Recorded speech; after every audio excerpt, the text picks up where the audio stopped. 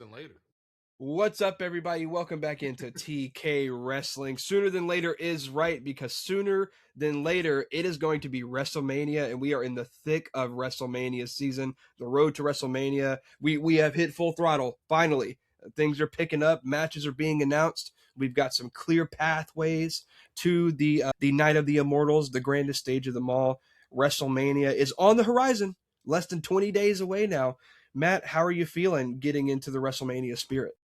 Well, man, I'm feeling like a fool. April Fool's Day, baby. Woo!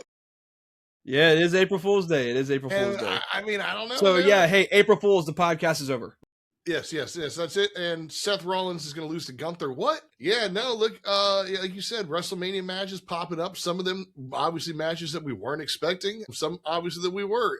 This is shaping up to be, dude, it's looking like a massive WrestleMania card, though, as it goes along. Like as much as we've been unsure of the build up until this point, when you look at the matches, dude, there's some bangers in there. Yeah, 100%. And some matches yet to be announced that I think we're going to get. Not announced yet, but it looks like we're probably going to get Io versus Asuka after all, when it looked like Right. maybe we were getting Io and Raquel. That kind of leads me to question, what the hell are we doing with Raquel Rodriguez then? Is she just going to be in Liv's corner at WrestleMania? I don't know. I Roxanne mean, Perez just came back, so I mean, are they gonna bring the tag team back together? You know, and well, even still, the tag match has been announced. So unless they get added as a late that's what I'm addition, that worried. makes no sense. They get added in or something. Yeah. Which is why I feel like Kabuki Warriors being in the women's tag match at WrestleMania would have made more sense, because then you could still do Raquel and Io, which felt like the natural progression of things until Monday night. And so I don't really know where we go with Raquel, but it looks like we will eventually get Io and Asuka with maybe Kairi Sane, her allegiance to Asuka on the line. I think that's probably eventually where things are going to snap. And then, Matt, we were just talking about it before the show. Are we really getting ISHO speed in a WrestleMania match, and maybe even against LA Knight? Look, See, man. I don't think it's gonna be the solo like we were talking about. I think it is gonna be inserted in like a 6-man tag match though, and I'm not sure what I Yeah, well, and then, gonna do in that my match. thing is, my thing is, so now we're just not defending the tag titles at WrestleMania. They're just stuck in a 6-man tag, not being defended. I guess that's would you put the titles on the line in a 6-man tag like that? I mean, I guess you technically could, but I mean, usually that's reserved for like, A, that's just rare that happens, but B, in the rare instances that it does happen, it's typically used, they use it like with the Freebird rule. The Freebird rule being, you have a stable, and any combination of that stable can defend the tag titles. The New Day did that quite a few times. We've seen it with other stables over time, but right now it only makes sense to me is if we do, again, wrestling math, right? It's always going when I'm watching these storylines. And if 2 + 2 = 4, then those 2 + 2 are the Usos and the Vision. And if 1 + 1 = 2, that's LA Knight and ISHO Speed for me. And again, I don't really know if that's really the best usage of our time for LA Knight, if that's what we're doing. And then after Unreal, with the awkward backstage interaction between him and Triple H, and him being held to some really high standards,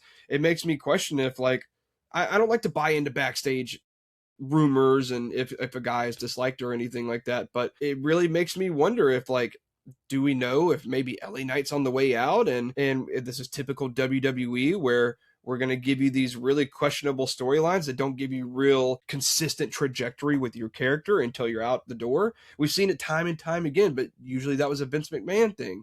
So, which, talking about Vince McMahon, we don't have to talk about him. His name, or the soul of Vince McMahon, if you will, was brought onto wrestling television this week, and that was kind of weird for me a little bit. But we'll talk more about that. I want to go ahead and talk about it. If Vince McMahon comes back for WrestleMania, do you turn it off?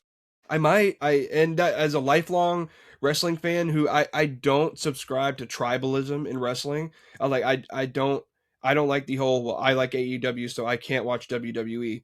And I'm already, man, I won't dive too much into it, Matt, but I already look past a lot of things to be a WWE fan, if that makes sense. I look past a lot of things that are said and done, and whatever you may want to call it.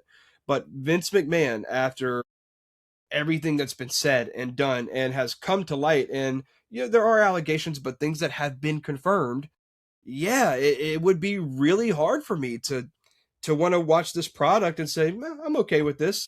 I hope, I don't know. Like you've heard rumors that he's going to buy back in or something. I hope somebody's smart. Like you've got to be smarter than this, guys. Why would you you can't take away what Vince McMahon meant in the past tense to the WWE. Like he obviously was the preeminent figure in building this thing. But we also know now who Vince McMahon is as a person, and I don't want to see that guy, dude. I don't. Yeah, Go like go to an island, go to McMahon Island and retire. I don't want to see. maybe we're done with rich people having islands. Maybe we're done with all that. Maybe we don't do islands for rich people anymore. No, but look, man, you hear it all the time. Separate the art from the artist, and I condemn Vince McMahon as a human for what he's done and the things that have been alleged towards him. And you can't deny the impact that he's had on the world of professional wrestling. But we can look at that with hindsight and see that we can appreciate the impact while not appreciating the person. And that's how I think it should be left to Vince McMahon. I think it should be, we don't talk about this guy anymore. We know who he is. Everybody knows who he is.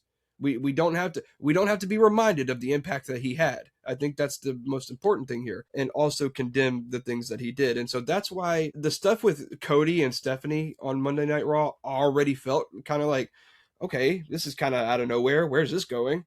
And then the line about Vince just really felt like a shock value that didn't really. It's like when a show kills off a character that didn't really have the impact that it wanted it to have. And now you're sitting like, okay, I see the shock value you were going for, but like, do we really have to do that? I think having Stephanie out there already, her being a McMahon, again, we know who her father is, we know who Stephanie is, and we know her history that she has with Randy Orton. And I think leaving it at that connection between the history of Stephanie with her wrestling background and her connection to the past rivalry with Randy Orton. I mean, Randy Orton has punt kicked Stephanie in storyline. So I think that was enough of a connection with everything going on with Cody without the Vince line. And I do want to propose something to you, Matt, or ask your opinion about something. What do you think about this maybe being a little bit of a shift in who we may consider the heel coming out of this storyline? Cody's given us that corporate champion vibe. No matter what, he's always in the suit. And we saw him the way he grabbed Stephanie McMahon, which I also thought was really funny. We saw Triple H come out later in the night to step in between Oba and Brock, but not when a grown man grabbed and ripped your wife back. I don't know, Hunter. Me personally, but anyways, I'll skip past all that. With Randy not being received as a heel as the W wants him to be, he's being cheered out of the building every time he shows up, even after the vicious attack on Cody.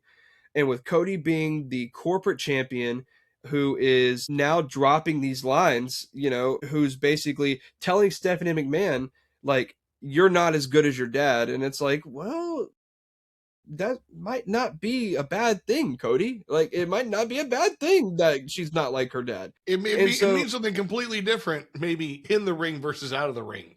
Right. And so now I'm looking at, well, Cody is, giving me the vibe that maybe at WrestleMania we're going to get that Rock and Hogan WrestleMania 18 like double turn where the crowd is turning on the babyface and cheering the heel, and they kind of call it on the fly. That if you listen to Cody's interview with Chris Van Vliet, Cody talks about this, how Cena said, do what you think is right in regards to their WrestleMania match last year, where a lot of people think that they should have called it on the fly, that Cody starts to lean into his heelish tactics a little more since the building was cheering Cena out of the building and booing Cody out of it. And I just want to ask your opinion on, do you think that maybe we're headed towards something like that, where at WrestleMania Cody like embraces the boos and he starts doing those heelish things in the match, kind of like we saw last time Cody and Randy participated against each other when Cody targeted the back, and then we see where Randy's doing these vicious things and he's getting cheers. And Cody finally says, well, screw it. If you guys are going to boo me, I'll give you a reason to boo me. I don't know why Cody's so anti going heel. it feels like he should have gone heel last year. And, it feels like he's had a lot of opportunities so far this year. And let's be real, the crowd, from what we've heard, is kind of ready for it as well. They're kind of just, Cody's been on top for too long. Something needs to happen. Like, there needs to be some sort of fall from grace. And I don't know if there's anything Randy can do that's horrible enough that would get people to start booing him, right? I mean, after he bloodied Cody, whatever it was, 2 weeks ago, and you didn't get boos on that, what else are you going to do? I mean, you got to accept it. WWE has built these characters to this point that, like you got to go with what you built. You can't be upset when, it's like, writers, I mean, even before comics, like people who did serialized books, eventually you lose control of the character when you do a serialized book. It's no longer your character. You've now given it to the audience to have their interpretations and whatnot. And you can't,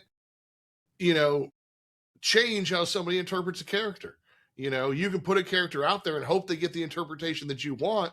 But if all of a sudden the interpretation has gone completely left field of what you expected, you have to pivot. And I'm waiting for WWE to do one of two things. They either pivot and make Cody the heel, or they find something. And I don't know, because, I mean, in the whole history of Randy Orton, he's done some despicable things, right? I mean, in his heel times, right? I mean, speaking of Stephanie McMahon, he's done despicable things to her, So I'm not sure what you're going to pull out of the Randy Orton box that's going to be so horrible at this point, And I would just embrace it, man. Like, I've been waiting for Cody to be a heel for a while. The American Nightmare. I want the nightmare, dude. I want it. So I'm telling you, man, we need to see Cody with his dyed hair. He needs to get rid of the blonde. When he went heel on the Indies, he dyed his hair darker, and that kind of marked the beginning of his, for lack of a better term, his asshole persona. That's kind of what unlocked that version of him. With dark hair and like a silver streak of some kind, like not white, like silver, Okay. I don't know, but like, it's just like we saw it not work with Cena, right? Like, they tried to turn Cena heel because Cody didn't go heel. I didn't realize Cena gave it to Cody and said, you decide or whatever. But at that moment, Cody should have gone heel, because you're never going to boo Cena on his retirement tour. Like, that was the hardest thing to do, and it's just, it felt kind of ruined, like 3 months of his retirement tour, when he's acting like he hates everybody, and he doesn't, and so, yeah, look, I mean, I don't get Cody's reluctance to go heel, because I've heard, like, he doesn't want to do it, is what I've heard. He doesn't want to go heel. He's got to want it, and it's for the betterment of everything. It's the one thing holding SmackDown back right now, is that who's the great heel on SmackDown when it comes to the dudes? I mean, Trick Williams, Randy Orton, but Randy's not really, And Trick's a heel. I mean, he's a heel because you tell me he's a heel. Yeah, exactly. Another guy getting cheered out of the building. I mean, it sounds like a concert every time he makes his entrance, and I'm sure that arena is like, oh my God, WrestleMania, that whole stadium or arena or whatever is going to be shaking. It's going to be crazy. So, give me good heel, Cody Rhodes to take over, and bring the mask, dude. I mean, when's the last time he's worn the big skull mask thing, I haven't seen him wear that in a while, Yeah, probably a WrestleMania or two. I think maybe 2 years ago. We're about to get, speaking of trailers and whatnot, new Masters of the Universe trailer dropped yesterday. Give me some Skeletor, man. Give it to me. Like, especially right now. Give me that mask. Like, let him become like a Skeletor kind of thing. Like, he doesn't want to take off the mask. I don't know. Whatever, But yeah, dude, I'm so ready for Cody to go heel, because that's where all the storytelling is right now. Like, Randy, as much as I love Randy, I really feel like we're getting to the end of Randy Orton as much as we don't want to admit it. I don't know how much Randy Orton's got. I think maybe he's got 2 years, a year and a half. Like, literally, I think we got 2.5 years. I think he wins the title at WrestleMania, goes on to defend it maybe for a little while, but by next WrestleMania, he's not going to have the title. And then by like next year's SummerSlam, he could be retiring, or he could be retiring in 2 WrestleManias. Like, it's not that far-fetched. Gunther's going to need matches, so it's not that far-fetched. But so yeah, I just feel like for the betterment of SmackDown, the betterment of the WWE product in general, Because there's enough baby faces right now, dude. There just are. Cody Yeah. can go rogue. I want a rogue Cody. I want it so bad. I've been Well, wanting it for a I'll while. tell you what. Instead of the skull mask or whatever, before Cody left the WWE, at one point he had the gimmick of. At one point he was dashing Cody Rhodes, but then he like got an injury to his face, so he started wearing a mask. But because he started wearing the mask, he viewed himself as hideous and disgusting, and so he started calling himself undashing Cody Rhodes. And so I would like to see if, because again, I've been saying for weeks, I think Randy's going to win at WrestleMania, and I think most people probably agree with me on that. So if we're going to see Randy take the title and hit Cody with a punt kick, write Cody off TV for a few weeks or a month and a half, whatever it may be, and have him come back with the mask and really like embrace that, like maybe even because it's really popular nowadays. Kobe did it, LeBron did it, Javon Garcia did it. Have him come back with a black mask and maybe that's what, that mask, as silly as it may seem when you talk about it, could be the symbolism of that mask is different. That mask is dark, and that could be the symbol of when Cody has this mask on. You notice he's starting to embrace more of that darker side of him, and more of the nightmare that we want to see of Cody. So I would like to see him come back with the mask for the undashing Cody. But Matt, we talked about John Cena. I want to bring up something that just got announced the other day. John Cena going to be the official host of WrestleMania this year. And a lot of people saying he's obviously wrestling again. Guys, he's not wrestling. Ticket sales are low, so they got John Cena to be the host. That's what it boils down to. And I want to tell you something that's really sneaky and tricky by the WWE. You notice how they didn't announce, and maybe they just didn't have it in place. Maybe they were still negotiating, whatever. But you notice how they didn't announce John Cena as the host until WrestleMania, until after the 31% discount code was done. And now they're trying to push for that ticket because they're like, well, we got to see John Cena. Maybe this is the last time we ever see him at a WrestleMania. But now tickets are back up to full price and you don't get the discount anymore. Matt, what do you think about John Cena being the host of WrestleMania? I mean, I guess I don't really know what the host does. I mean, we had Cardi B one year or something? Was it? She was for SummerSlam. This past season. SummerSlam. Yeah, mostly they just go out there. They're the celebrity to hype up the crowd. There's probably going to be an interaction with a wrestler of some sort. Maybe he hits an attitude adjustment on somebody, whoever it may be. It's going to be him in a suit, basically, pretty straightforward. It's basically like hosting an award show. So right, probably something similar. I guess my biggest question would be: was John Cena going to go to WrestleMania? Period. Like, was he going to attend in a box?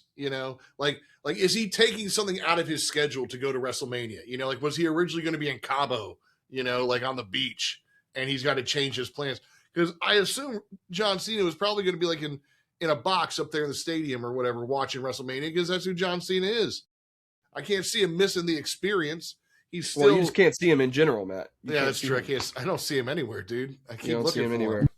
Yeah, but all right. Well, I just wanted to get your opinion. Yeah, so just something that I thought was pretty fun. Let's be honest here. WWE wants to do everything but make tickets reasonable. WWE,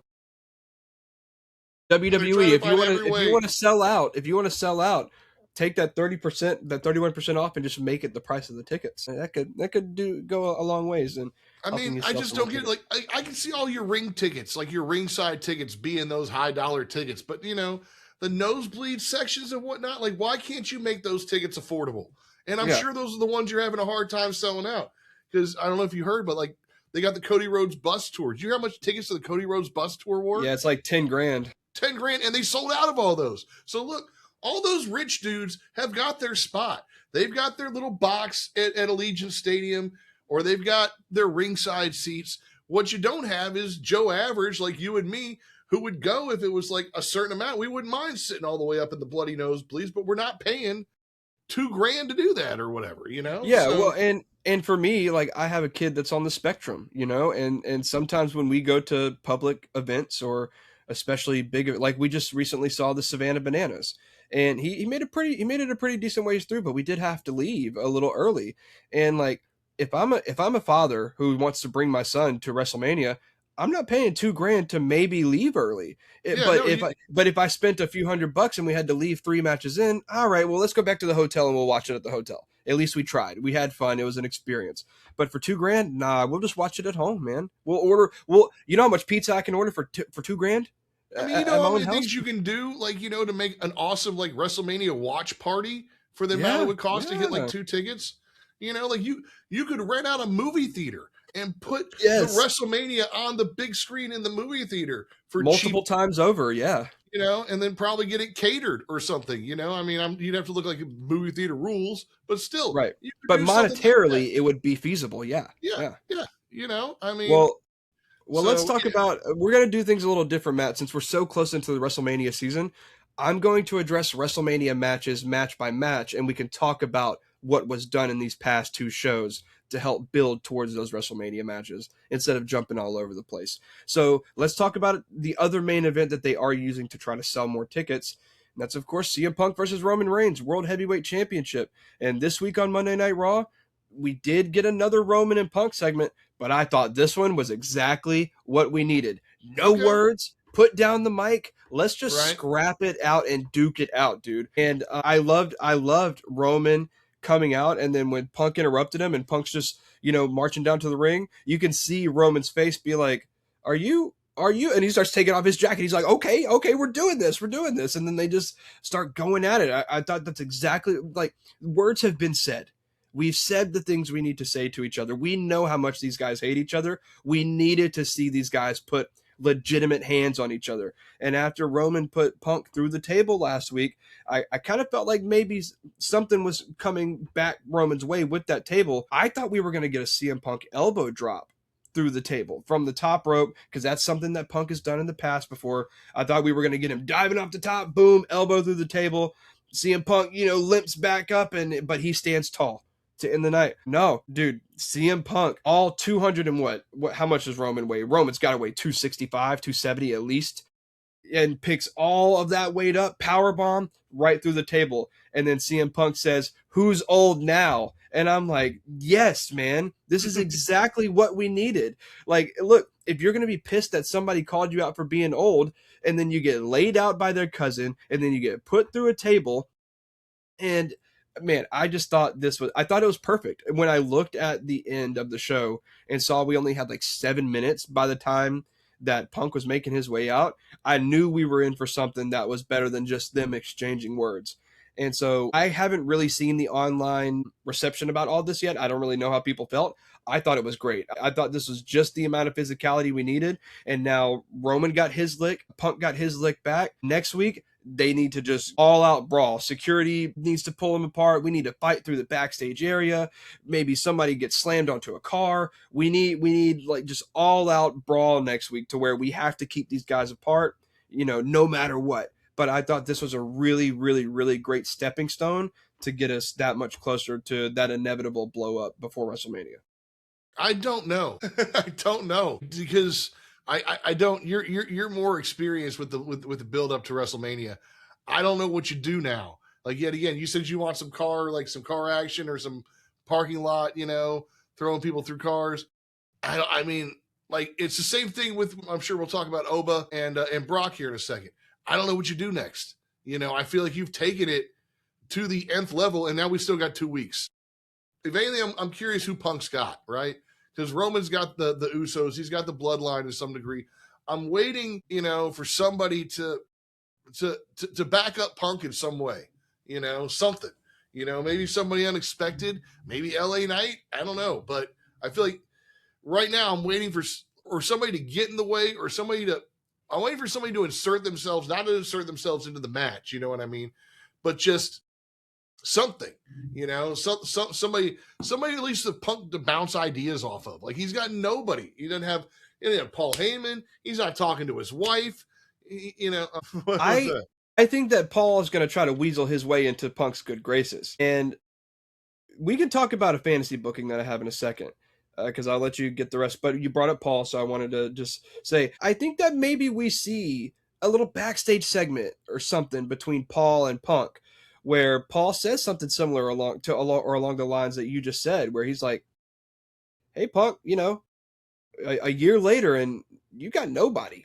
And nobody knows Roman better than I do, and nobody knows you better than I do. And I think that's where you can leave it, at least for now, because I do have a little bit of an idea that we'll talk about in a minute. But yeah, you brought up Paul, so I wanted to say I think there's maybe a really good chance we see something between them backstage. Okay. I mean, I feel like that's what we're missing now because like I said, I could see maybe a car parking lot, but like we just kind of had that with Jacob Fatu and Drew McIntyre. I don't want to overplay that sort of thing. So I just like I said, I don't know where we take this like the next 2 weeks, to lead into WrestleMania. Like I said, same like I said when we get to the Brock Oba. I don't know what you do with Brock and Oba after last night, or whatever. So it's just I love the build, but I'm waiting to see what I don't want. Like last week, I didn't like that much. I didn't like the week that much before it. I mean, if anything, this week was good because, like you said, he got straight to the action. The other 2 weeks we got you called me old, and then we got kind of like we jump on Punk, and then Punk's laughing at the end because he got versus this one. I liked him. I liked him chanting Roman Reigns at him at the end. I liked him, and I liked him, dude. I forgot about that. I loved that. I loved and that. I liked him doing the Punk sit. The cross yes, legs. Dude, yes. like yoga pose, kind of sitting there looking at Roman. I like that ending. That's great. If WrestleMania is this weekend, so dude, Roman Reigns. I loved it. I loved that. I loved that so much. So I mean, look. I dug it. I just don't know, where it goes the next 2 weeks or whatever. There's got to be a big brawl. There's got to be a big brawl, and maybe I really don't know what they do the go home episode of Monday Night Raw going. Listen, if there is a big brawl, who else is brawling on Punk's side then? That's. I don't think anyone. I don't think anyone. I don't think that anyone is coming to the aid of CM Punk. I think that he is truly alone right now, and I think I'll go ahead and tell you now. I think that plays into a really, I was thinking about this after Raw, a really cool fantasy booking that I think that WWE has some real potential. You would have to tie some, I don't want to say loose ends, but you would have to connect some dots. But I really think we're not that far removed from CM Punk being a heel. I've said that. I think that we need to see CM Punk go heel. But B, we've seen CM Punk take over groups and become the new leader of groups before. I think we need to see a heel CM Punk become the new leader of the Vision and take over the Vision. I think we need to see Paul Heyman, again, like I said, work his way back into the brain of CM Punk. And this time, like you said, Punk's got nobody. And I don't think anybody's coming for like to take Punk's back. I think he's all alone. He's lost his best friend in Paul Heyman. He has no allies left on the main roster because Punk's whole reign has been about, I don't care who you are, I am better than you, and I'm going to defend this championship against you and show you. Now, while he may have the respect of some individuals, like a Finn Balor is not an ally to CM Punk. He's not coming to help CM Punk. Nobody's coming to help CM Punk. So, a few weeks before WrestleMania, look, Brock Lesnar is on his way out. Paul Heyman there is no Seth Rollins connection anymore. There are not anymore in terms of like being his advocate or his his again oracle. Probably as well. Yeah. Right. And you'd have to assume that is Braun Breaker really coming back to just be a part of the Vision again? Probably not. I would assume there's some little maneuvering there that Braun Breaker doesn't really need the group anymore. And so when I look at the landscape of it and I see the landscape of the bloodline coming back together potentially, and I see the Usos and Roman Reigns. Who are the Usos and Roman Reigns feuding with? The Vision and CM Punk. And when I look at CM Punk and the trajectory that he seems to be going as a heel, and Paul Heyman puts in his brain a few weeks before WrestleMania, Punk, you've got nobody.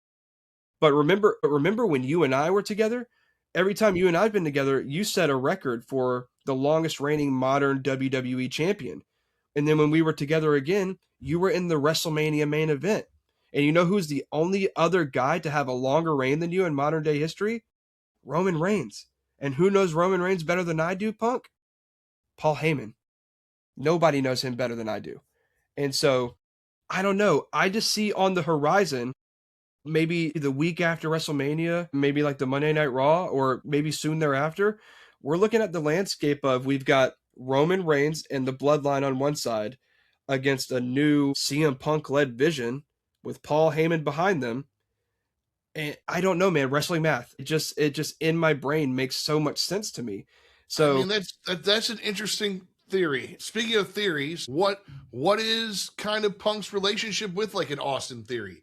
I it mean, could just be as simple as he sees a future in Punk, or in theory, Punk sees that in theory. And you could play it. Look, CM Punk has done this whole thing before where he had the Straight Edge Society, he was the leader of the New Nexus, and it's always been about molding the mind of whoever is underneath him to follow what he thinks, to believe in what he thinks. And who better for CM Punk to mold than a Logan Paul, a guy that nobody likes. But all of a sudden now, Logan Paul, who is, again, a good talker, now has the best talkers behind him in CM Punk and Paul Heyman, who is a good wrestler, who has now got one of the best wrestlers in the world and maybe of all time in CM Punk teaching him. And CM Punk is now the heel saying, yeah, I know I used to hate Logan Paul, but kid's good. And he just goes on to tout how good Logan Paul is. And how do you question the validity of what CM Punk says when 2 months ago we were saying he was the best guy in the world and his word is law? Now, 2 months later, he's saying how great Logan Paul is. He's making everybody think like, damn, maybe Logan is as good as he says he is. And so I don't know, having Punk be that heel that can mold the minds of the future, that are whatever you want to say, Logan Paul and Austin Theory, with the brain of Paul Heyman. I don't know. And then you could eventually have Logan and Theory split off, however long down until whenever you finish up the faction. And so whatever. I haven't booked it further than that. But when I look at the landscape of everything, and again, wrestling math, Punk as a heel being the new leader of the Vision, WWE loves to rehash old tropes that they use in past storylines. And Punk as a performer has very few times been bigger of a star than when he was leading a faction of young stars. And again, I'm a broken record here, but it just no, makes so much sense. look, it does. And because I was going to say, like, Roman's got the Usos. Who does Punk have? Like, the closest thing I can say was maybe the Vision, but he doesn't have the Vision. I didn't feel like he'd ever be a part of the Vision. But you're kind of selling me on the idea that it could work, especially with this version of the Vision that doesn't have Braun Breaker or Bronson Reed in it.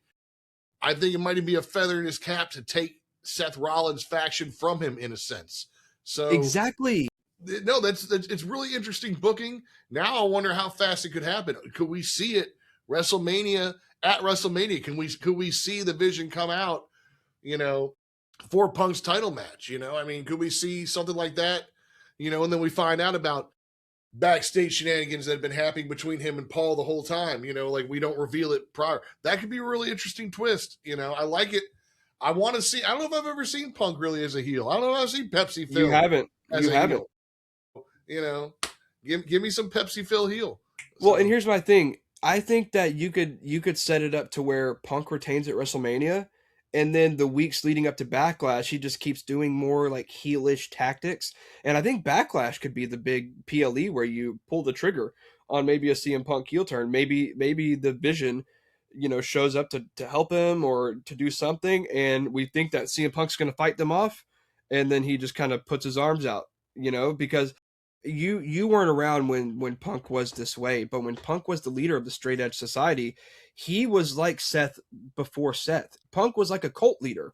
Like his whole thing was whenever they would go to arenas, people would shave their heads in worship and praise and in admiration of CM Punk.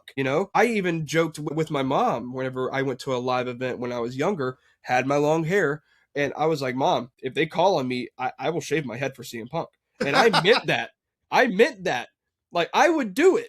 And so it's like, look, CM Punk just plays the bad guy so well. And I could just see a moment at Backlash in Tampa where we think that Punk's going to fight them off, but finally he gives into the temptation of just being the best damn wrestler in the world and not caring what anybody says about it.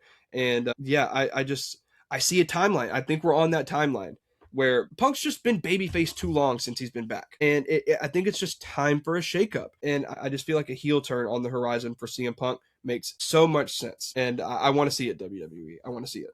hey, look, I'm for it. I'm for it, and I'm for all that because that just makes the Seth Punk hate even more, and give me all the Seth Punk hate we can have. Well, You dude, know, and imagine on the other side of that, Seth is now the babyface, Punk is now the heel, and what can Seth say? I told you. I told all of you it would be this way. Look what he did. He took the group that turned their back on me and he took my sloppy seconds. He took my leftovers. He's taking what he couldn't have and he's trying to make it live up to what I made the vision. And so it just again, I think it writes itself, but we spent a lot of time on that. Let's jump into the next WrestleMania match we want to talk about. Let's talk about the Women's World Heavyweight Championship, and that is Stephanie Vaquer defending against Liv Morgan.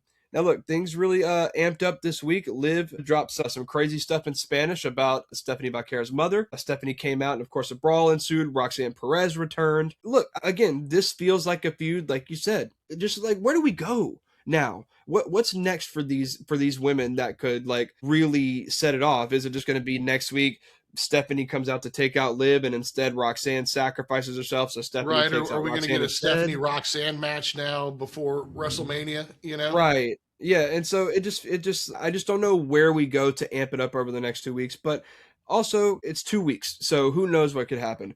But yeah, a lot of people calling for the head of Liv Morgan online, saying that a lot of what she said was uncalled for and even a little racist. I won't prescribe to any of that. But I think a lot of people are just mad that she used Spanish instead of Portuguese because Stephanie Vaquer speaks I Portuguese. mean But like, I didn't even consider. Yeah, I think she speaks Portuguese, and I may be mistaken on that, but I think it is Portuguese that she speaks. If I'm not, and it's Spanish, my mistake. But that doesn't take away the fact that people are still calling for Liv Morgan to be reprimanded in some way for what she said. But again, I highly doubt that Liv would be sent out there, at least without Stephanie knowing she was going to say that. oh yeah, no, that was so great because I mean it's such a simple insult, but it's a great Yeah, insult. I mean, she yeah, just called her mom trash. She goes, "Your yeah. mom is trash." But sure, but Basura, your mom is trash. And I was And like, you know, and for even the people that don't know Spanish, you know Madre, you know she was yeah. talking about her mom. And the great thing about the word basura is it also feels like it sounds like the other B word, you know? So, if you don't realize it means trash, you think it means maybe that's how you say bitch, I mean, so Yeah, yeah. Yeah, so look, just to we probably won't spend too much time on this because I don't really think that while I thought the segment was cool and I'm glad to see Roxanne back, I don't know that this necessarily it wasn't a net negative and it wasn't a net positive. I feel equally about this match and this rivalry as I felt going into Monday Night Raw. So not too much of a change for me. I'm still excited for the match. I still think that Liv might walk out at WrestleMania as World Heavyweight Champion. But this particular segment and Monday Night Raw didn't really do too much in terms of like amplifying it up for me. I'm still excited about it, but this segment doesn't really have much to do with my excitement level. It stayed about the same. yeah, no, I mean the same about the same, but I am excited for this match. I like the build for this match throughout. I feel like this one's been really built nicely. It's had some time off. It's had other things happen, like it hasn't ignored, Liv's responsibility to the Judgment Day and whatnot. But Stephanie Vaquer kind of has the same problem Punk has. She's got nobody, dude. Like, there's nobody backing her up. She's got no Roxanne. She's got no Raquel. She's got no other storylines going on. So when Stephanie's absent, you feel it. Whereas if Liv's there and she's talking about, Dirty Dom instead of, or the Judgment Day instead of her match, it doesn't feel like we're losing anything. You know what I mean? So I really like this build for the most part, but my worry is with Stephanie, like it is with Punk, who's backing Stephanie up? How does she got nobody, And I wish she had somebody. I don't know who you give her, but I wish somebody would appear to back Stephanie up. Well, you know who would make perfect sense, Dr. Dye, would be Becky Io Lynch? Sky if Oh, she Io was Sky. feuding with Raquel Rodriguez. No, going to that's WrestleMania. good. Yeah, no, I'm with you there. Yeah. But so now it's like Io is obviously like we talked about at the beginning of the pod. It seems that Io is obviously going after Asuka to save Kairi Sane.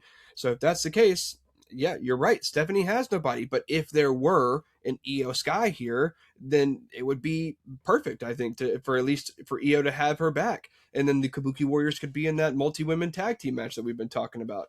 But yeah, I think we're both neutral on this match in terms of like the build for it this week. Like I said, excited for it, but this didn't do anything in terms of like making me more excited. I was All just right, happy to well, see Roxanne back. I think that was a nice thing. 100%. Happy to Seeing see her back and Roxanne healthy. was nice. Yeah. All right, well, let's talk about the other side of the women's division, the WWE Women's Championship. Jade Cargill defending against Rhea Ripley. Look, You want to talk about not really getting me much more excited for the feud? I already wasn't terribly like pumped up. Again, I'm excited for the prospect of two of the strongest women on the roster going at each other. I think that's really fun. And I do think that maybe Jade gets a little too much hate for her mic work, even though it could use some. Listen, I'm not saying I'm not even saying she's like top 10 in the company on the mic in terms of the women's division, but I do think that when she is used properly, it can be effective. And I think that a lot of people are still bashing this faction that she has. With that being said, I thought the segment between Rhea and Jade was not, and like this new faction was not very good. It felt like the women were just yelling and talking over each other, going after Rhea. And I think we got Rhea and BFAB on SmackDown. It's been quite a few days, so I'm blurry on my memory. But I already wasn't terribly excited about this match, and this definitely didn't do anything to help that. You know, I talk about Monday Night Raw with Stephanie and Liv not doing much. This not only didn't do much, it kind of just was like, all right. So it looks like it's just going to be Rhea and Rhea 3v1 until we get to WrestleMania when we finally get her and Jade. So yeah, this didn't do much for me. What are you thinking about the Rhea and Jade rivalry so far? Dude, you know I'm the biggest Rhea fan, and I give rats behind about this match, dude. And this has been the worst. Like they can't seem to figure it out. Like I feel like they should have done this BFAB Meechin thing like 3 weeks ago, and that way you could have saved Jade from the mic a little bit. You know, the only thing that saves this match is the match at this point. Like this match has to be incredible because, as you said, I'm excited like you are to see two of the strongest women in the WWE go at it. That's going to be enjoyable. But everything that's led up to this, it's made Rhea look bad. Like if you didn't know who Rhea Ripley was, like if you just started watching like when she joined SmackDown after her and EO broke up, you would not like Rhea Ripley either. I don't think. I don't think she has not made this better, and so this has just been it's just been bad, man. You know, I don't know, and I don't know how you fix it at this point. I don't know what you do.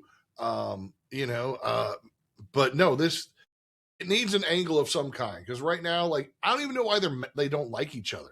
Like maybe, like I think you remember, like when it first started, there was like some social media stuff going on, and Yeah, you know, if it was kayfabe or if it was a work, if it was real, like something's got to give, man. Like there's got to be some real anger, some real hate. You know, I mean, hell, man, like maybe next meetup, BFAB just gets on and starts reading tweets. I don't know, you know, something. But how can you have two of the strongest and biggest women stars in a sense? You know, I mean, Jade's getting up there, and have such a lack of care for this match.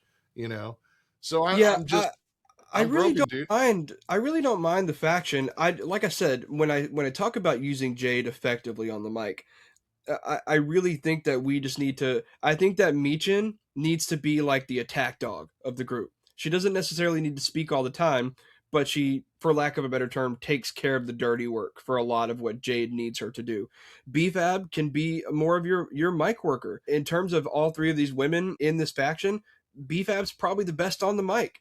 And that's I'm saying that with also saying that BFAB isn't also necessarily one of your greatest mic workers that you have in the company. And so I think that if you allow Meechin to do her job, you allow BFAB to do her job, and then you let Jade be that dominating force that doesn't necessarily need the protection of these two, but they address like again, a queen always has someone who handles her dirty work. There's always an assassin behind the scenes, and you can have Meechin be that assassin. And then they also typically have a mouthpiece for them, and you can have BFAB be that mouthpiece. And I would like to see a situation where we have BFAB and Meechin become a part of the women's tag team division, and maybe they're going after tag team gold, and they can establish a little bit more of a legitimacy between them as a team. Because I think that's the big thing is we don't have a team that got connected to a champion. We have three women thrown together, and I think that's a big part of it is we need to still have some establishment of who this group is and who these women are individually and as a pair when you talk about BFAB and Meechin. So I just think everybody needs to play their part right, and I think maybe it's just that it's such a new thing. And I do agree with you is that Rhea, in the fact of Rhea hasn't necessarily made this feud better. I feel like when Rhea doesn't have another great mic worker to bounce off of, her promos can get a little repetitive. and can feel like she's saying the same thing for the last 3 to 4 years. And it's just like, okay, I mean, cool. But I think that maybe we talk about heel turns, and I feel like maybe once this is all said and done, some point later this year, I think we need a Rhea Ripley heel turn, or maybe a more just like dominating side to her instead of just like that fan favorite that is also strong, if that makes sense. But yeah, this didn't do much for me in terms of this rivalry. Hopefully it picks up in the next few weeks and we really see that spark that ignites the big fire. But as of right now, I haven't gotten that yet. No, like, look, I've got no problem with this grouping. Like if people don't like BFAB Micha with Jade, I don't know why. Like, it's the only thing is that they were quote unquote, like, I don't know what they were doing prior to this. Like, they'd have their conversations backstage and it's like they were feuding, but they weren't. Well, So, and the big thing that a lot of people are calling out is that Jade hurt them, injured both of them, and so why would they want to join up with Jade if Jade injured them? So see, that's I been mean, the big thing. then I'll give them that. Like, it was a bad integration of the two, coming together. The fact that BFAB and Meechin for me are super afterthoughts. Like, let's be real here. I don't ever think of them like this is the most I've thought of BFAB and Meechin since I've come back to watching wrestling. So they're major afterthoughts on top of that. So, but I'm with you. Like, they need to be handling this in the way that you said. Like, BFAB needs to be the voice, Meechin the assassin, and then Jade only grabs the mic. Yet again, talking about how great the Oba Brock promo was. Like, Brock grabbed it at Raw. He's like, enough, Paul. Yes. I'm taking it. Get your ass out of here. Like, that's when Jay needs to grab the mic. But right now, they said there's no storyline. That's why we were waiting. I think when this started, we were waiting for like Jay to take Io out to give Rhea some, motivation to kick the crap out of Jade. Like, they've got no storyline besides the title. Like, that's it. And there's no, like, they don't have any real interaction. I don't feel like they have any history. Like, that's why I was talking about they need to maybe bring up that stuff that's online that may not be kayfabe or whatever. But whatever it is, there's no storyline, dude. Besides, I want the title, you've got the title. And that's not a good storyline for WrestleMania. That's a good storyline for Friday Night SmackDown in middle of the season. And you're going to have a title match, but there's no storyline here. And they still haven't found a storyline. That's the main issue with this one. Like I said, Io needed to get the crap kicked out of her by Jade, or she needs to get jumped by Meechin and BFAB. Something to make Rhea care, because I don't know what else you're going to do. I don't know. Yeah, I'm not sure. We'll have to wait and see. Well, let's stay on SmackDown and talk about the unsanctioned match between Jacob Fatu and Drew McIntyre. Now, look, we knew this needed a stipulation, but I do want to point out how silly it is that WWE or that Adam Pearce came out and said, we won't be held liable. We're making this an unsanctioned match. Well, that kind of sounds like you made it a sanctioned match with just no rules. An unsanctioned match would be like on the spot. It's like, hey, look, this is not on us. Y'all just fight it out. An unsanctioned match would have made sense right there on the spot between the two. But to call an unsanctioned match 3 weeks out was just a little funny for me. But look, regardless of all that, I'm excited for these two to have this unsanctioned match at WrestleMania. I'm sure they're going to beat the hell out of each other. It's going to be brutal. I'm sure one of them will bleed. Jacob's going to jump off of something really tall onto Drew somewhere, more than likely. So look, I think this match is going to be really fun. I'm excited about it. I'm more excited, as funny as this is going to sound, I'm more excited for this rivalry to be over, because I think that, not in a bad way, listen, not in a bad way, because I think that some people are still stuck on, well, it's obvious that Drew was the one that attacked Jacob. Drew literally just said last week on SmackDown that he still maintained that he wasn't the guy to do it. And I'm screaming this to the heavens. And they brought it back up last week on SmackDown, which means they're not dropping that storyline, I guess. And again, broken record here. Drew is not the guy that will deny his handiwork. If he took you out, he would own up to it. Why wouldn't he? Why would he lie if he's already in a match with Jacob and he's already in a fight with Jacob? There's like, you could argue, oh, well, he's lying to avoid a confrontation with Jacob Fatu.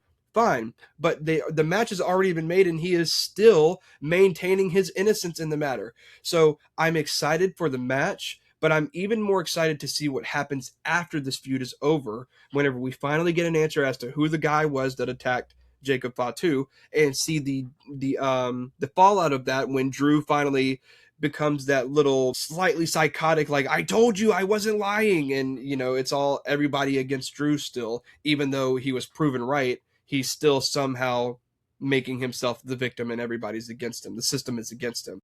But yeah, I'm really excited for this and really excited to see where everything goes after the fact. So, as much as I wasn't excited for this a few weeks ago because I wanted them both involved in the championship with Cody and Randy, um, I've actually changed my tune a bit on this, and I'm really excited to see what they do at WrestleMania. What's your thoughts on the fact that it is an unsanctioned match? Does that increase your interest, or does it lower your interest? I think it increases it not having the rules and having the no disqualification, no count out. The ref is only there to count the pin. I do, however, want to say I think that WWE is really smart if they do it this way. I think you have a real chance here to not have a loser. I think you could have a situation where we saw them fall off of something a few stories high a few weeks ago. What if they do something like that where it's much higher up, both men fall? Obviously, there would be a crash pad to cushion their fall. And then they go and the camera plays it off like, oh my God, both men are down, and the ref can't make a call because both men are just incapacitated. They can't compete anymore. So I think with it being an unsanctioned match, you have a real possibility of it being like a no contest. Neither man could compete anymore, and then neither one has to take a loss. And so I actually do like the fact that it's unsanctioned, just because I think that Drew is one of the best like hardcore fighters whenever they give him the opportunity to use weapons and take big bumps and do things like that. I think Drew is one of the best guys for that. He's got, not to get into like too much anatomy, but he's got like the body style that allows him to take like big beatings in these types of matches, and he's one of the strongest guys on the roster. And so yeah, anything with Drew McIntyre with no rules, sign me the hell up. I am down with it. Yeah, I'm all about it. Yeah, no, give me, like I said, give me the build on this one. This one's been a really strong build, I feel like. And this one feels like well paced, partly because of the quote unquote injuries that happen week in, week out. Like you said, they fell off something 2 weeks ago. So last week they showed up and they're both, hobbled and crippled and whatnot, in a sense.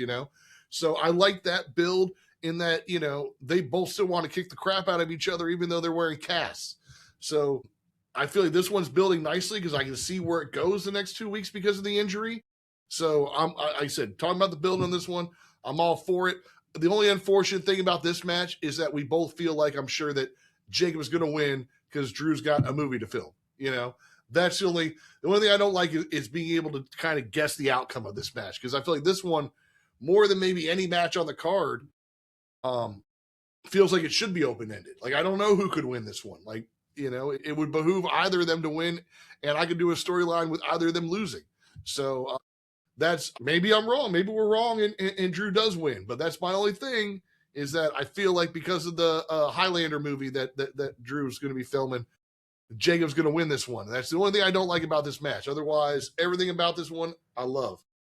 Well, I think that leans even more into what I just said about it maybe being a no contest. Maybe both guys are so incapacitated they're both off of TV for a while. But that could also just be like Jacob hitting a big move or throwing him off of something really tall, and now we get to write Drew off of TV for a while. And while Drew is gone, we can maybe find out that he wasn't actually the mystery attacker, and then he's not even there to defend himself whenever we find out that he wasn't the guy that attacked Jacob. Either way, I think we're both excited for this match, so can't wait to see it.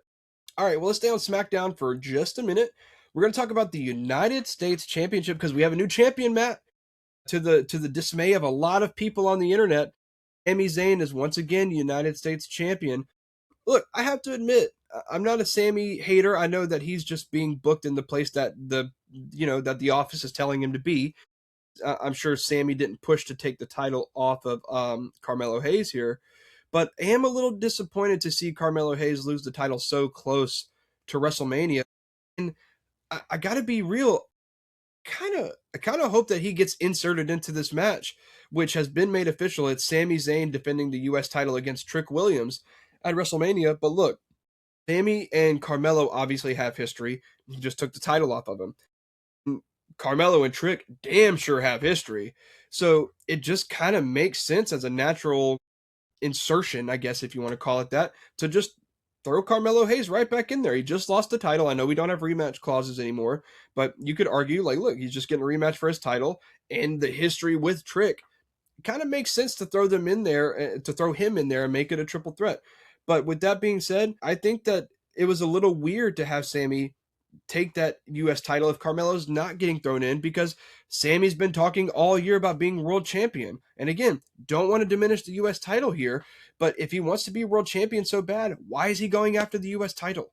Why is he answering that open challenge? Why not just have Trick Williams answer the open challenge and have him win the U.S. title? That would have made more sense to me right then and there. Look, unless we're adding Carmelo to this U.S. title match at WrestleMania and making it a triple threat, this decision, I got to be honest, is a little lost on me. Doesn't make much sense to me. So I'd love to get your opinion, but I guess congrats to Sami Zayn on being the new U.S. champion. No, I echo a lot of what you said. Like, congrats to Sammy. I don't know what he's doing. He says, I thought he wanted a main title shot. And the main thing is, we didn't need this title for the Trick Williams Sammy match. Like, we had enough. This one's had enough natural build that I just, like, you don't want Carmelo Hayes at WrestleMania. Like, you don't. What are we doing here? So no, look, this is going to be a good match regardless. It was going to be a good match. I love the build between Sammy and Trick. I really want them to flip. Like we were talking about Cody going heel. I really want Sammy to go heel and Trick to go baby. Because, I mean, we already talked about it. Trick he's going to get the pops. He's going to get the huger pop. They're going to be chanting, whoop that Trick the whole time that he's beating up on Sammy. I'd really like to see, I mean, if anything, I want to see this storyline progress that, like, maybe next week or this week on SmackDown, Carmelo comes up and asks Sammy, like, what are you doing, man? Why last week? What happened? I just want, like, Sammy to, like, maybe just be losing it, dude. I want Sammy to, like, we talked about, Randy told, listen to the voices in your head, man. I'd like to see Sammy start to lose it. Like, I don't know why I want this title. I just didn't want to not be at WrestleMania. Something. I don't know. So that's just my thing. It's like, I need this to progress. I need Sammy to be a heel, or I need Sammy to lose it. I need something. I need Sammy just to, that's what I need. Well, let me present this, because I've seen this online a lot. What do you think about Sammy being the guy that attacked Jacob Fatu? God, that'd be really interesting. And that's his heel. That would be really interesting. I mean, if they could spin that, I'm all for it. Let's play that game, But I don't know how you spin that, but I'd love to see it, Or I'd love to see, Yeah. Or I'd love to see Randy come up to him and be like, yeah, Sammy, you're getting it. I think you're starting to get it. Like, I remember, a couple months ago when you kicked the shit out of, Fatu, and Sammy doesn't remember it. Like, what if Sammy blacked out and doesn't remember it? What are you talking about? It's like, what do you know? You hallucinate. See, I like the idea of Randy approaching him, but maybe saying something along the lines of, now that I'm hearing the voices in my head, Sammy, I want you to know that I know what you did. I saw like what you did. Yeah. And maybe we can see like some backstage video that gets found, some footage or whatever, and it shows Sammy walking away from the attack, and then right off in the side, you see Randy kind of just like, and he knows that Sammy did it. So, and I want Sammy to either like know he did it but hasn't been able to admit it to himself, or Sammy has no recollection, one of the two, because I think that'd be just as interesting. Like Sammy knows he did it, but he can't admit he did it. It's like, why would I have done that? I don't like, it's got lots of ways it can go. But the bottom line is it all leads to Sami Zayn going heel. I need that. Like I said, like we need Cody to go heel. I need Sammy to go heel. And I need them to go heel separately. I don't want them to go heel and then become like a heel faction.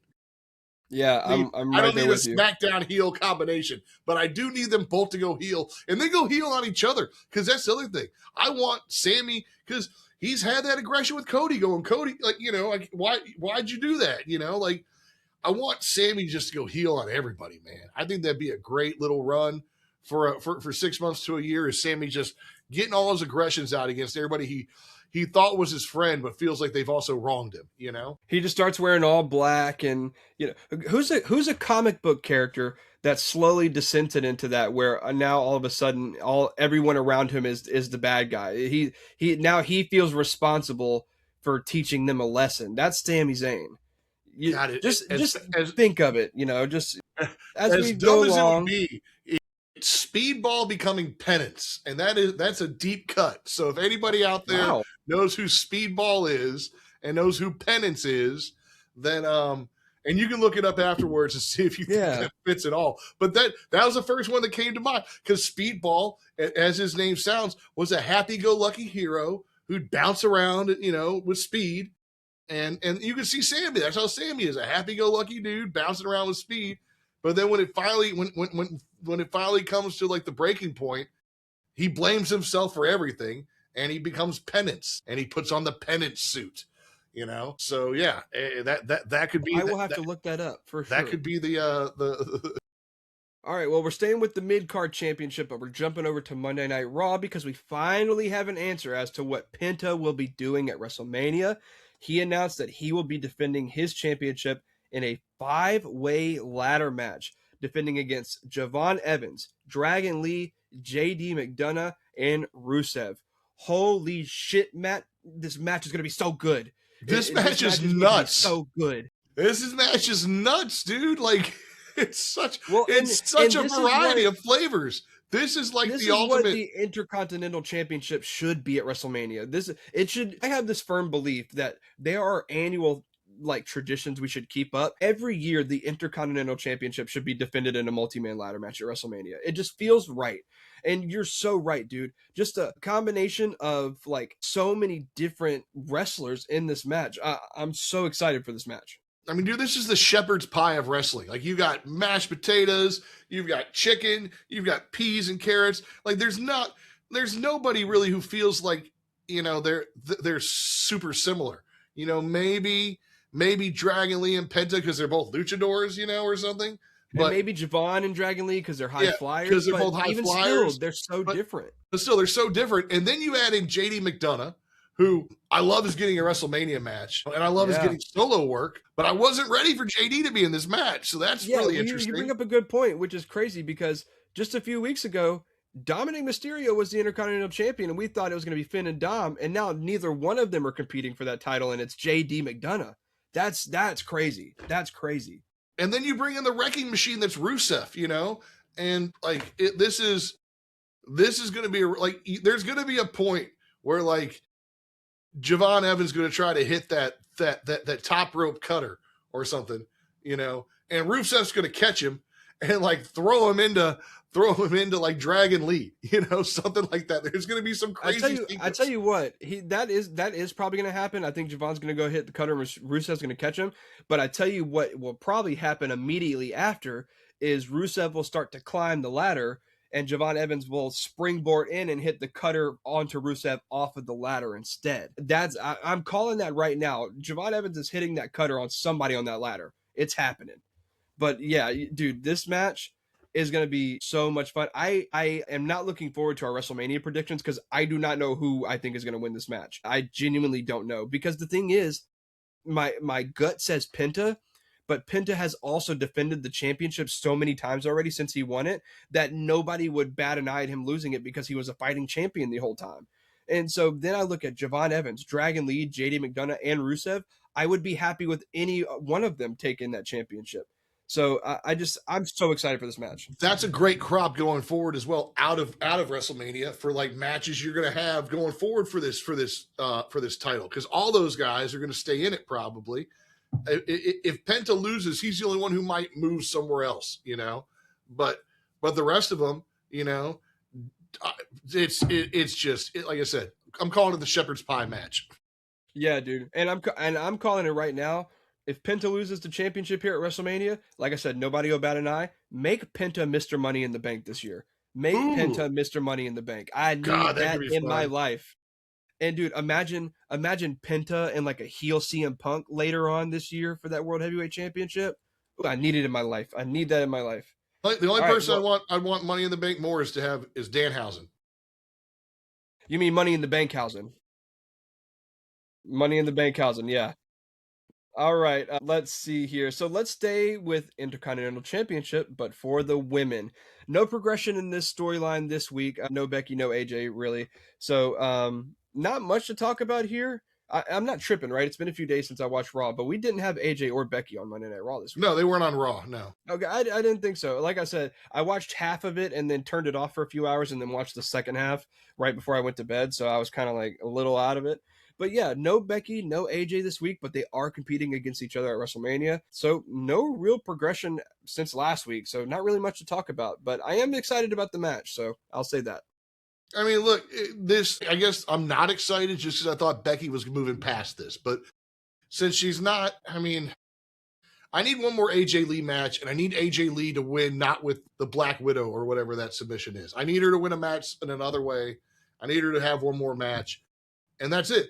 I just need, because I just need to see her have another finisher besides the Black Widow. Maybe, maybe that's Yeah, just well, the thing. that was her finisher, the whole first part of her career. So unfortunately for you, Matt, that's probably not going anywhere. It's probably gonna be what it is. But honestly, I tell you what, I wouldn't mind seeing, if we do get a heel Punk, I wouldn't mind seeing a heel AJ Lee later this year, where she also maybe uses the GTS, like CM Punk, and they're just both are using the GTS. See, I guess I'd be curious what a heel. I can see a heel Punk.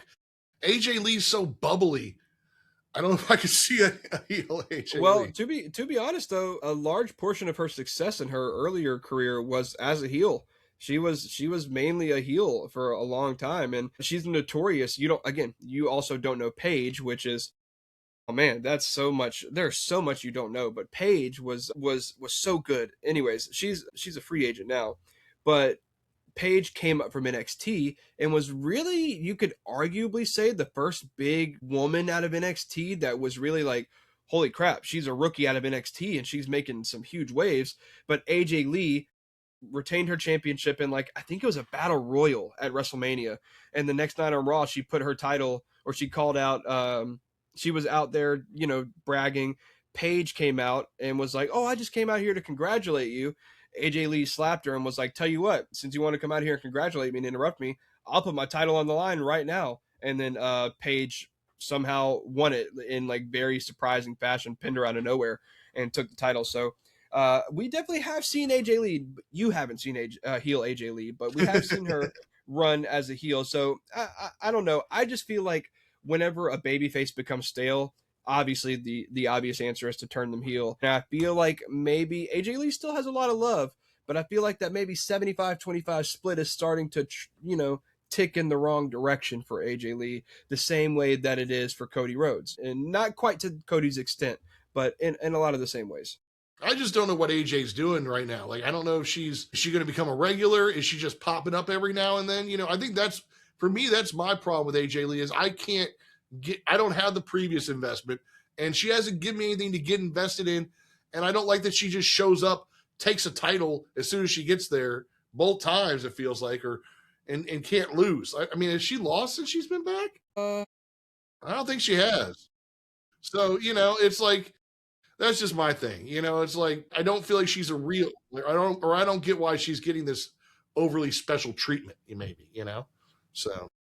Well, we'll have to wait and see what happens next week. I think honestly, a week off for them was a good thing for their feud. If I'm being 100% real, let's talk about, again. We don't know what's going to happen next week. Brock Lesnar and Obafemi got really heated up this week, man, and really heated up this week. Not sure where we go next week, but I am crazy excited about this match and anxious to see what happens. I tell you where I think this needs to go next. We've been talking about how Oba is maybe getting too much of an upper hand in this rivalry that leads us to think that maybe he's not going to pick up the win. I think that you need to have Brock Lesnar sneak attack Oba next week. I don't think it needs to be a straight up beatdown where Brock gets the upper hand, because I think you still want to keep that momentum for Oba. But if you have, like, maybe Oba's doing his entrance and Brock just comes out, hits him off guard and then grabs a chair and just beats the shit out of Oba, to the point where eventually Oba fights him off. But for a split second, we saw Obafemi be vulnerable, albeit because of a sneak attack. But we did get to see Brock have a little bit of the upper hand, to where it makes us feel like, okay, that karma is reversing a little bit. That momentum is reversing a little bit.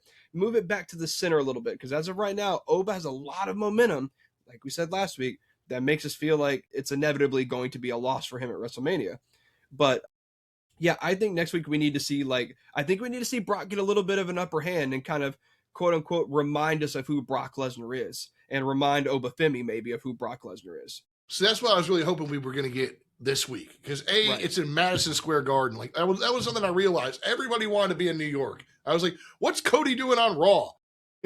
Everybody wants to be in New York, Madison Square Garden. So I really thought, like you said, we talked about Brock taking the mic from Paul and calling Oba out. I really wanted something to happen, even if it was just a little bit, just a couple like punches thrown between the two of them. You know, maybe he just, you know, rattles Oba and then Triple H comes and breaks it up or something, or security comes and breaks it up. But I just wanted that this week. I wanted that little bit of physical confrontation that goes for Brock to have happened this week. I think I'm with you that it has to happen. It has to happen, and then I think like now it has to happen next week. Like something has to happen. I'm with you. This next Raw, it has to happen. But I really wanted it to be, especially the way they framed that out. It felt like that was the perfect time to do it. So that when they didn't do it, I was like, yet again, what are we doing for 2 more weeks now? You know, like that, like that's as close as you can get without, you know, like that's the weigh in for a UFC fight. You got 2 guys after they weigh in, go face to face. You don't have them wait 2 more weeks to UFC fight. So yeah, I will admit, bringing Triple H out to have him split them up was a storyline, you know, addition that I never thought I'd really see. So I'll admit that was pretty cool. I'm not mad about Triple H being inserted. Again, I'm just curious why you wouldn't come insert yourself in between Randy and your wife, and you do for Oba and Brock. But you know, that's just me. So whatever. Yeah, I think that next week is going to be the next big thing in terms, no pun intended, because of Brock, but the next big thing for this rivalry. And I think it has to be Brock giving Oba a little bit of a reality check. Again, don't necessarily humble Oba, but just remind him of like, hey, I am still Brock Lesnar at the end of the day. No, like a little bloody nose, you know, like if he could just bloody his nose a little bit, that's all I want. He doesn't got to knock him out of the ring. He doesn't have to F5 him. That. Yeah, you know? just hit Oba with an F5, and then you can sell it like Oba doesn't have to stay laid out. By the time Brock makes it to the top of the ramp, Oba's already back on his feet. You know, and he's just selling how pissed he is. And then I think the go home Raw, you can just have them duke it out. Just have them brawl, dude. Have like 50 security guards, and even that many people can't keep them apart. And they just clear the whole ring of security guards, and then they just beat each other down. You know, again, maybe you can even have Triple H take a lick from somebody. He tries to stop it again and actually takes a hit from Oba or something. I don't know. But yeah, we talked about how excited we are for the matches. Obviously was excited for this last week and the week before. Still equally as excited about it. And I'm excited to see what else they do before WrestleMania. And over under, Matt, you think this match at WrestleMania is shorter or longer than 5.5 minutes? Over.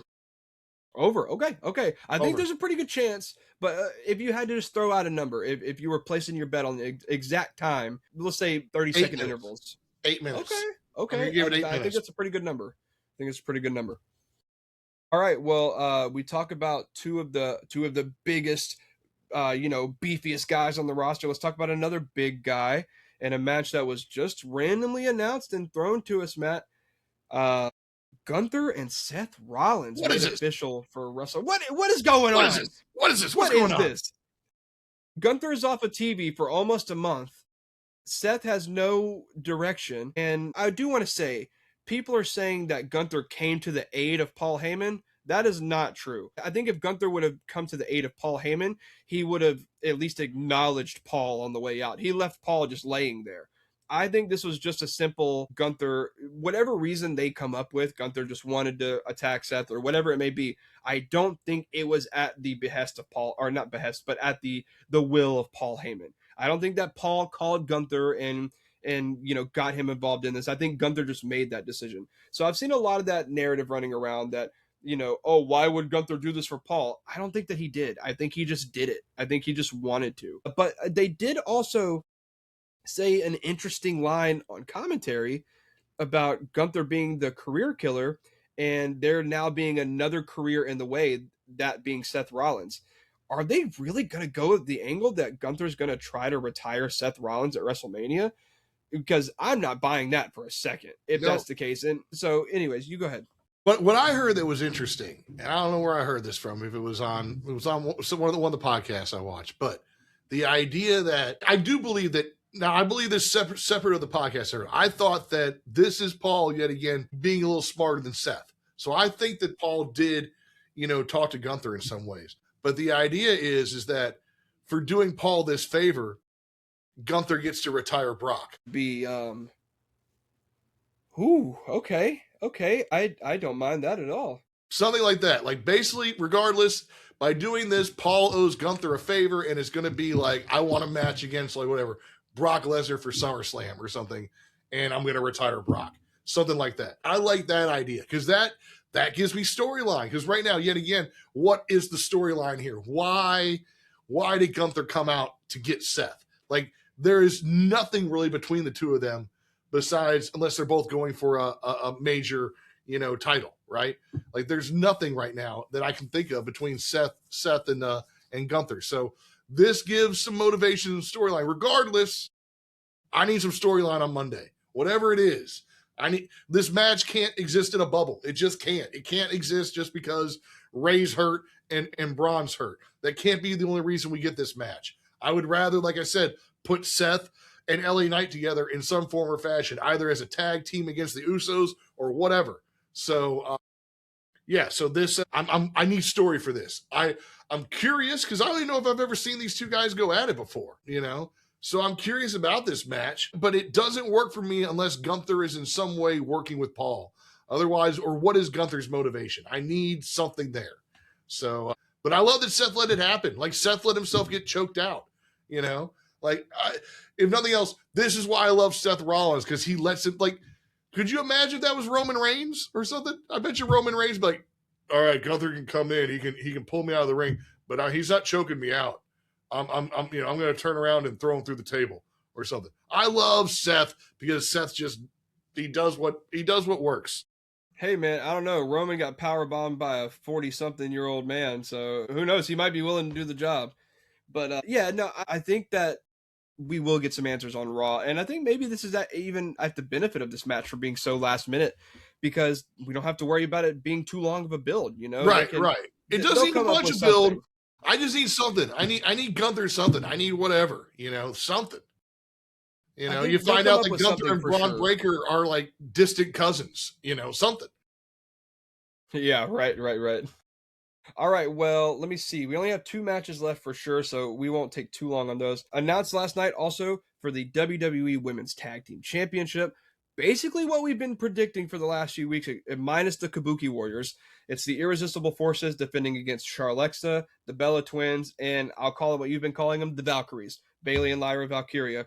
And look, I've already spoken about this match at length over the last few weeks. I think it's going to be a banger. I think it's going to be a great match. Wish there was a stipulation, wish it was like a TLC or maybe a ladder match or something like that. But look, I'm just glad that we're getting all of these talented women on the card in a match against each other.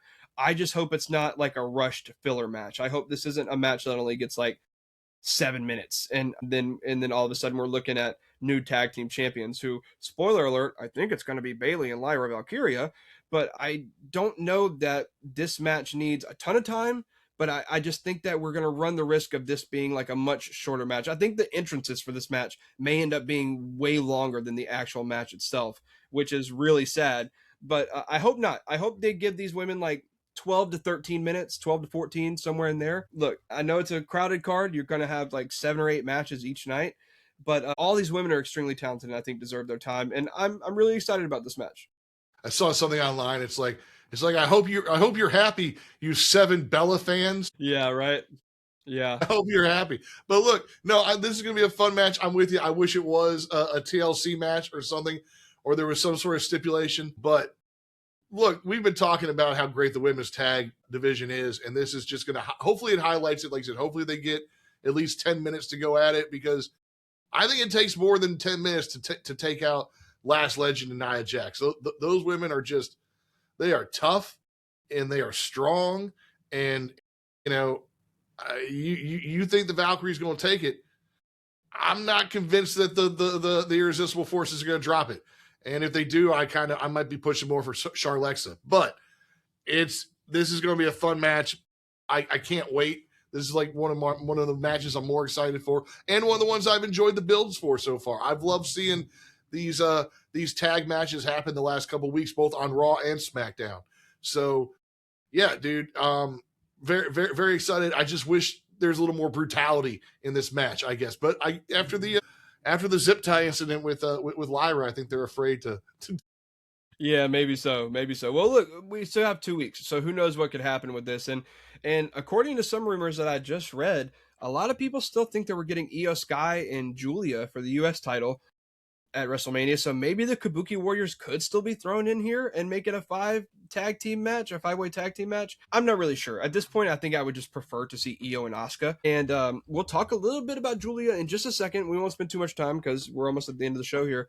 But I don't know that I want to see the Kabuki Warriors added into this. I think this is a good combination now that we've at least hinted at the direction of Io Sky and Asuka. All right, and our last confirmed match for WrestleMania, Finn Balor versus Dominic Mysterio. Look, we've talked at length about the Judgment Day a lot over the last few months, and we've seen this coming for a long time.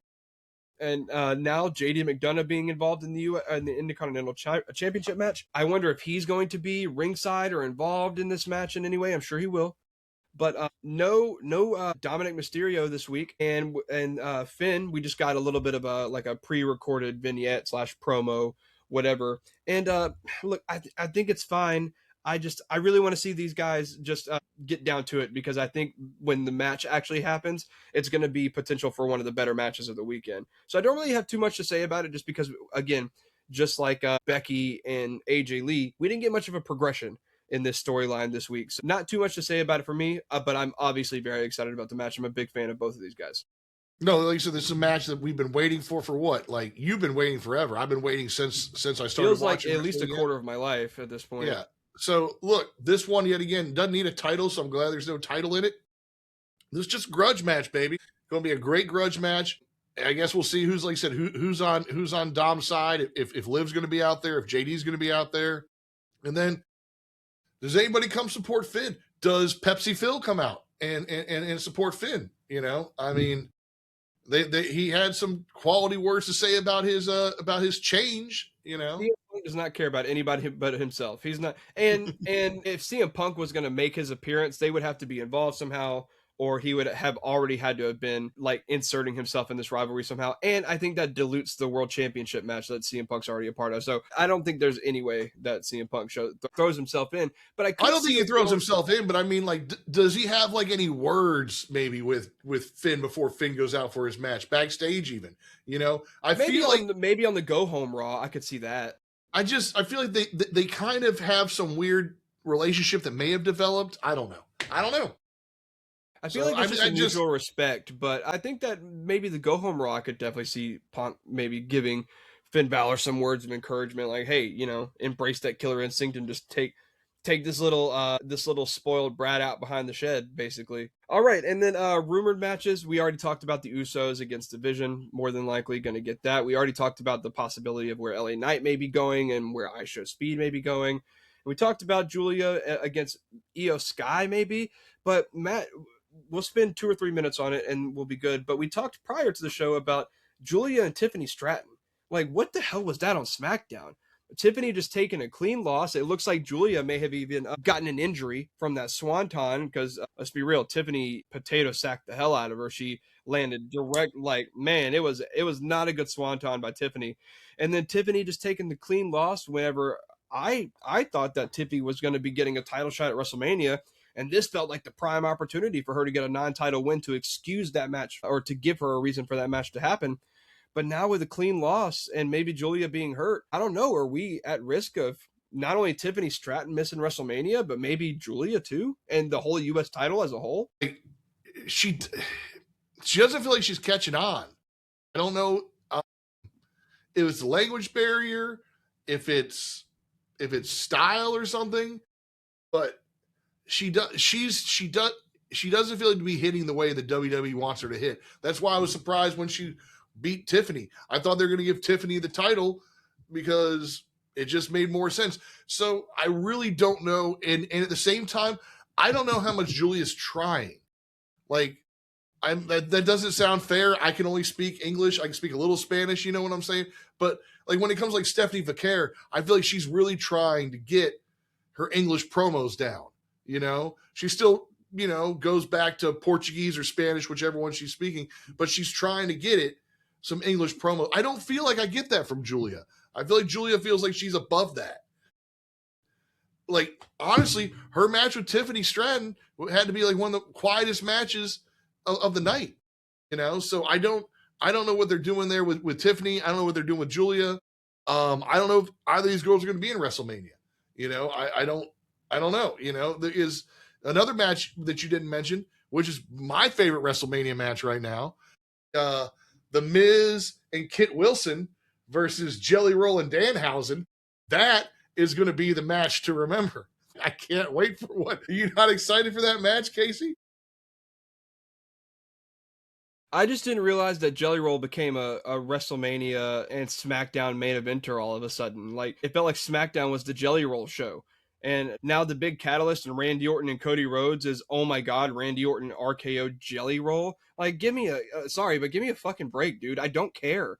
Like, I'm not a fan of Jelly Roll's music. I can appreciate him like getting in shape and being in the ring for a few matches, but like, Jelly Roll getting RKO'd is the moment, the collective moment that the whole arena stops and can't believe what Randy Orton just did. Like, I've seen this guy punt kick a man or punt kick a woman while her husband is handcuffed to the ropes, and then he kisses her unconscious mouth. Like, I'm supposed to care that he RKO'd a country music star who makes music that I don't like? Like, I'm sorry, man. The Danhausen, the Miz, and that stuff, cool. I'm with all that. I like Danhausen. Jelly Roll, get off of my TV. I saw way too much Jelly Roll this last week. Yeah, you got some Jelly Roll hate. It's all right. It's all right. I'm sure he's a nice enough dude, but like, I can't name a Jelly Roll song. If you put me right now, put a gun to my head, I couldn't name a single Jelly Roll song. I don't know a single Jelly Roll song. I did not like Jelly Roll even like at the beginning of this, but I have a lot of respect for what he's done, obviously for getting in shape and for learning the wrestling. And I have a lot of respect for how much respect he has for the wrestling. Because, we take, go back to the other guy from WrestleMania, Travis Scott. Like, that dude didn't seem to care at all. Well, yeah. So at least, I mean, don't get me wrong. I can appreciate the respect that Jelly Roll has for the business, but we all have respect for the business. Now, that doesn't mean we should all be out there on the main event of SmackDown. Now, and at the same time, Jelly Roll was Randy's tag partner. Mm-hmm. And so you buy into that friendship. And I mean, well, you and I aren't the biggest Jelly Roll fans. Apparently the rest of the WWE world is pretty big Jelly Roll fans as a musician. So you take a guy who's your friend. We can't all like good music. So, and then you take a guy who's big on the, and I can see that being like I said, I feel like that's the only way you can kind of get Randy Orton over as a heel right now is to just beat the shit out of Jelly Roll. It's like the only one.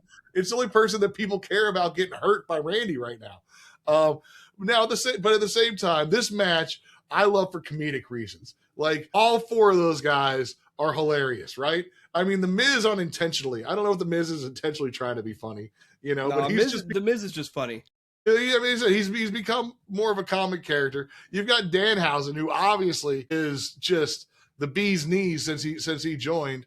You've got Kit Wilson, who's been just tearing it up as a singles star that I think nobody expected. If you told me that I'd be sitting there waiting for a Kit Wilson spot, I would be like, what? No. So I like the idea of this match just because it feels like there's so much like pure gold. Like this is the whatever the wrestling the way that people probably think wrestling is. Like Danhausen is going to be doing something ridiculous. The Miz will do something ridiculous. Jelly Roll will. So I'm excited for the ridiculousness of this match, maybe, but I do see the overness of Jelly Roll. Like he better disappear after WrestleMania. Like, he better not be on the. I agree with you there. On the next Raw after WrestleMania, sort of thing. Like unless he's quit. They're going to make Jelly Roll the special guest referee for Cody versus Randy at WrestleMania. Jelly Roll, the special guest referee, and his music's going to play the whole show. It could be though. Have you heard his World Cup song? Huh? Have you heard his World Cup song? No, like I said, I couldn't name a Jelly Roll song. Well, good. Do your favor and don't go listen to it. It sucks. It's bad. Like that's our World Cup song. Like we get to finally host World Cup games and we put Jelly Roll. It's like the official World Cup song. Yes, he just did. Yes. Okay, I thought maybe he just wrote one about the World Cup or something. Okay. No, maybe you should record your reaction to it. It's not only repetitive, but it's bad. It's just not good music. Sorry. Makes me think I was watching John Oliver the other night, and he's like, and that's the moral of this Rob Schneider movie. He goes, don't fact check me. You haven't seen it, and you're not going to watch it just to fact check me. I'm like, you got me there, dude. I am not going to watch some Rob Schneider, straight to DVD movie. You're right. I'm not. Yeah, you, I'm you could definitely be not right, you doing could that be either. wrong. Yeah. So Yeah, that's how I I'm feel good about on the Jelly Roll stuff. music. I'm good on the Rob Schneider movies. I You think I'm know, good. that said, I was pretty close to buying a Jelly Roll Post Malone ticket in Baton Rouge, but that was obviously more for Post Malone. But Yeah, I was yeah. close. I almost did it. And I that was got to be partly honest. because Jelly Roll's been on WWE, and I've enjoyed him. I have enjoyed him on WWE. I will admit we're getting a little. It's getting to be too much. So Here's my thing. I will agree with you. I have liked Jelly Roll whenever he's on WWE TV at the right times. But him being, like I said, the catalyst that no, that he was. makes us think that we're going too far now with Randy. Like I don't really care though. Jelly Roll is not somebody I'm invested in that I'm like, Randy, how could you do that to Jelly Roll? See, I my don't only thing care. about that is I look at him as the guy that Randy kind of took under his wing. When Jelly Roll came, and I so for guess, Randy yeah. to for Rand, so if you just look at it as just you took your mentee and then you punted your mentee, I would feel bad for the mentee, and I'd be worried about the mentor because if the mentor punts an enemy, that's fine. If he punts his enemy's wife, disturbing, but still I get it. But when you punt your friend, then I'm like, or the guy you're training, or the guy that's the only reason it worked for me. It's not that it was Jelly Yeah. Roll. It's not Okay. that Okay. Jelly Okay. Roll was the I see where you're mentee. coming from. You know. I see where you're coming from. You haven't sold me on it, but I understand. I understand. It's gonna be Well, I a don't want to. hey, I don't want. I want, like I said, we both want Cody to be a heel, anyways. So screw all that. well, you heard it here first, folks. Matt Dye is the biggest Jelly Roll fan, I think, in the WWE universe. I think He is. I'm buying a T-shirt. Look out, we're gonna get Matt Dye for Jelly Roll shirts. We're gonna dude. I'll tell go you ahead and what. get those. I get a Jelly Rollhausen T-shirt. Give me a Jelly Jelly Rollhausen. Rollhausen. Oh my god, they're gonna do it. They're gonna do it. No, they're gonna do it. They're gonna have like a Jelly Roll on the shirt with Danhausen's face on it. Like that's gonna be on the shirt, and Danhausen is gonna peddle the shit out of that shirt. He's gonna sell Yeah. those shirts. Don't you? Oh my Did god! you buy a Jelly Rollhausen? Did you buy a Jelly Rollhausen? Did you get your Jelly Rollhausen? Did you get one? The catering Very has nice, a whole very bunch evil. of Jelly Rollhausens. Very nice, very evil. You didn't buy a Jelly Rollhausen shirt? Well, you are You are cursed. All right, so look, that's going to do it for our pod, I think. We talked about every WrestleMania match and all the rivalries going into it to give you kind of like a, where the state of the universe and for the WWE. Yeah, yeah. And so, we'll talk about it a little more next week, but that's going to do it for us this week. Make sure you drop a like, make sure you drop a subscribe. Which WrestleMania match are you most excited for now that it looks like most of the card is filled out? Let us know down in the comments.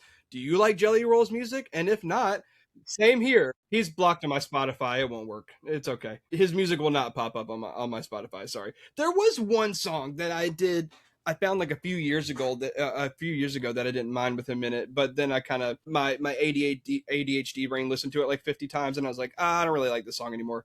I'm kind of over it. But yeah, I don't even remember the name of it, so I'm kind of right there with you. I know a lot more Justin Bieber songs than I know Jelly Roll. I'll tell you that. But I do know a good bit of Taylor Swift. My wife was a Swiftie for a good bit. All right, well, look, that's going to do it for us here at TK Wrestling. Make sure you drop a like, subscribe, make sure you comment, make sure you share it with all your friends. Go check out our socials, and until next week, we are out of here.